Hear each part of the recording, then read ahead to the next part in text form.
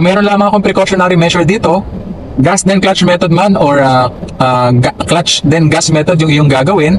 Be sure lamang mga ka-fixit na tama yung RPM level na binibigay mo or yung gas na binibigay mo sa makina para tama yung RPM na mapoproduce niya. So, lagi ko sinasabi kapag sa mga patag na kalsada, around 1,000 to 1,200 RPM. Pag ikaw ay nagpapaarangkada sa mga flat na kalsada, and pag sa mga uphill, usually 2,000 to 2,500 RPM, depende sa kung gaano kataas or gaano ka-steep yung uphill na yan. Okay? Because giving too much gas, no, will damage the clutch plate once you put the clutch to the biting point. Dahil masyadong mabilis yung ikot ng iyong engine RPM, then kapag yung flywheel, naglapat na dun sa iyong clutch plate, ayun.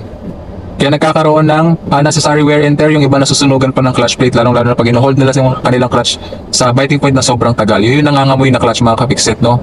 Which is a very unnecessary mga ka-fixit, kasi may tamang way naman kung paano natin in-hold ang ating clutch sa biting point at tamang paraan ng pagbibigay ng gas.